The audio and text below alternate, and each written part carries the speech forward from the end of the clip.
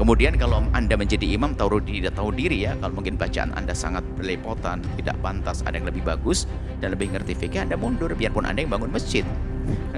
biarpun Anda yang biarpun Anda selama ini dikiaikan, kalau sudah punya murid lebih bagus suaranya biarkan. Karena apa? Agar orang tuh senang dengan suaranya.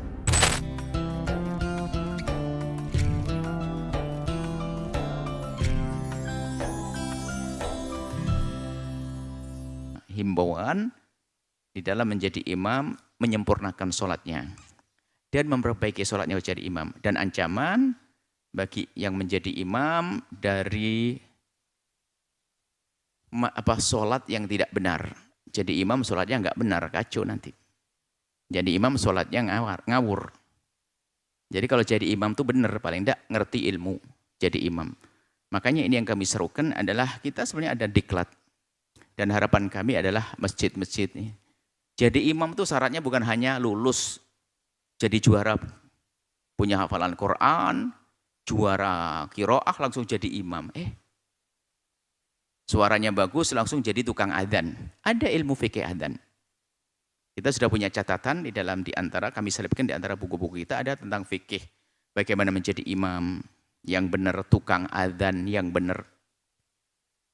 Adzan ada ilmunya. Fikih adzan ada. Dan fikih adzan bisa dipelajari hanya setengah jam. Makanya tukang adzan jangan hanya mengandalkan suara langsung jadi imam, jadi tukang adzan. Ada rambu-rambunya. Ada ilmunya, ilmu adzan. Dan nggak susah belajar. Ada beberapa poin saja dia mengerti, kemudian jadi imam pun ada. Paling tidak kalau mau menjadi imam, dia harus menjadi ahli fakih, mengerti ilmu, jadi imam. Biarpun yang lainnya bodoh. Sebab urusan imam, keabsahan, dan seterusnya. Keabsahan, kenyamanan orang sholat bersamanya, dan seterusnya. Adab-adabnya menjadi imam ada. Jadi kita rindu bahasanya yang sudah kita mulai, ini ada diklat, nggak usah macam-macam, diadakan pengurus imam masjid, tukang adzan di seluruh kabupaten mana, berkumpul untuk belajar 1 jam fikih sholat berjamaah, menjadi imam, dan fikih adzan. Salah satu di antaranya ini mungkin yang tukang adzan itu, kalau Anda adzannya digaji, mendapatkan uang dari masjid, maka Anda wajib melakukan adzan di awal waktu. Karena adzan itu ditunggu oleh orang satu kampung, ada yang pengen pergi dan sebagainya, pengen tidur, ada orang sakit, pengen sholat, minum obat dulu dan sebagainya. Maka di saat tukang adzan menunda dari awal waktu, haram gajinya. Ayo.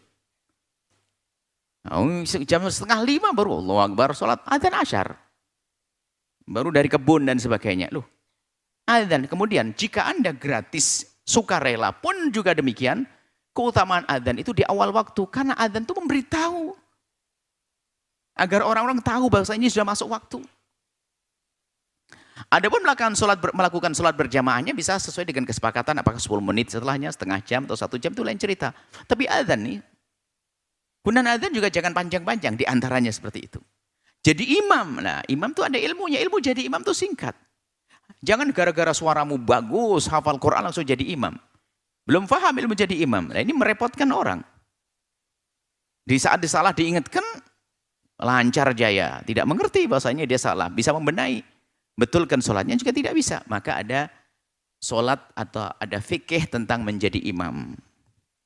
Kemudian kalau Anda menjadi imam tidak tahu diri ya, kalau mungkin bacaan Anda sangat belepotan, tidak pantas, ada yang lebih bagus dan lebih ngerti fikih, Anda mundur biarpun Anda yang bangun masjid. biarpun Anda selama ini dikiaikan, kalau sudah punya murid lebih bagus suaranya biarkan. Karena apa? Agar orang tuh senang dengan suaranya. Makanya kami itu kalau sudah masjid-masjid bagus-bagus tukang bacaannya, kami sudah minder, nggak mau jadi imam ini. Bacaan yang di masjid Taqwa, masjid ini jauh lebih bagus dari bacaan kami. Maka kalau sudah jadi imam, wah Anda ini merusak jamaah. Bacaan kami itu hanya sekedar sah saja, untuk kelas jadi imam belum. Makanya jangan suruh jadi imam. Dibenahi juga memang begitu sudah. Untuk menjadi punya bacaan yang bagus kan harus ada bakat suaranya dan seterusnya. Baik, ini bagaimana menjadi imam. An Abi Ali Al-Misri, dari Abi Ali Al-Misri, qala, beliau bercerita, safarna ma Uqbah bin Amir Al-Juhani. kami melakukan bepergian dengan Uqbah. Fakhadaratna sholatu, kemudian datang waktu sholat. Tentunya ini semua dinukil dari Nabi. Fa'aradna an yataqaddamana. Fa'aradna an yataqaddamana. Kemudian aku menginginkan bahasanya Uqbah untuk jadi imam. Cuman dia tahu diri. Faqala inni sami'tu. Tak tahu jawab. Inni sami'tu Rasulullah yaqul. Aku mendengar Rasulullah berkata, bersabda. Maksudnya dia menyadari, ente lebih pintar jadi imam, jangan nyuruh saya dong. Sebab Nabi bersabda begini. Makanya kalau Anda disodorkan jadi imam, ya sedikit tahu diri dong. Kalau memang ada yang lebih alim, lebih ngerti tentang ilmu, biar dia yang maju. Man amma qauman, barang siapa menjadi imamnya satu kaum dalam sholat berjamaah, wa in atamma, kalau memang dia mengimaminya benar, atamma itu sempurna, falahu tamam, maka dia mendapatkan kesempurnaan pahala. Walahumut tamam, juga bagi mereka jamaah mendapatkan keutamaan. Imamnya benar, imamnya dapat kebaikan, keutamaan, kesempurnaan, makmumnya juga. Wa illam yutim, tak taunya imamnya enggak ngerti ilmu, berantakan dan sebagainya. Falahumut tamam, mereka jamaahnya enggak disalahkan. Wa alaihi itsm, maka imamnya yang menjadi dosa. Imamnya khianat. Imamnya ya enggak benar, hanya pengen jadi imam. Bayangkan ya, ini kan perlu kejujuran seorang imam di hadapan Allah ya. Imam besar di sebuah masjid besar di hari raya Idul Fitri, tak taunya batal wudu, pura-pura sholat, kan bahaya. Karena terlanjur jadi imam kan enggak enak. Atau apapun. Atau tiba-tiba salah. Dia harus betul-betul jadi imam ini benar-benar harus ngerti ilmunya. Misalnya dia belum membaca Fatihah, dia ingat waktu sujud langsung berdiri. Jadi ada ilmu menjadi imam itu ada. Ini riwayat Ahmad. Maka dari itu hendaknya yang menjadi imam itu adalah yang lebih ngerti tentang hukum-hukum. Kemudian yang kedua, ini tambahan tidak ada di sini, yang di belakang imam.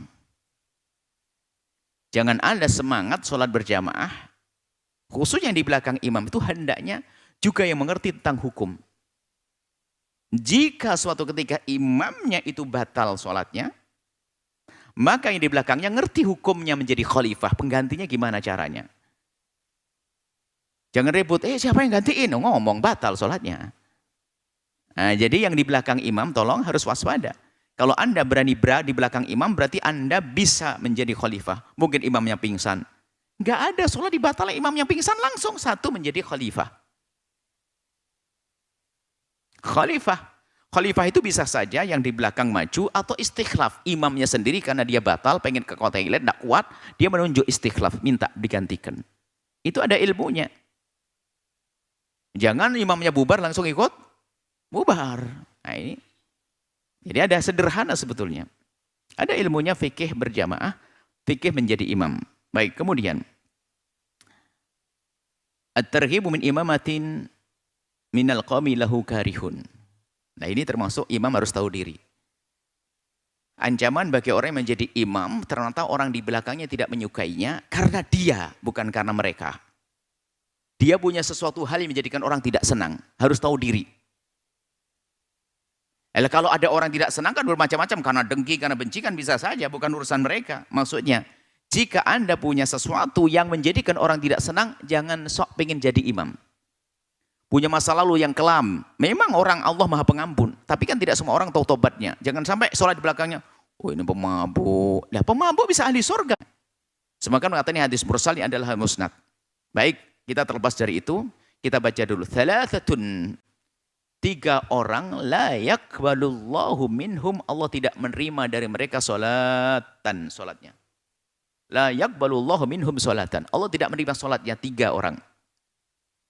Wala tas'adu ila samai, tidak akan melambung, tidak akan diterima. Naik ke langit maksudnya ke tempat mulia, maksudnya tidak diterima. Wala tujawizu ru'usahum, dan tidak melewati kepalanya.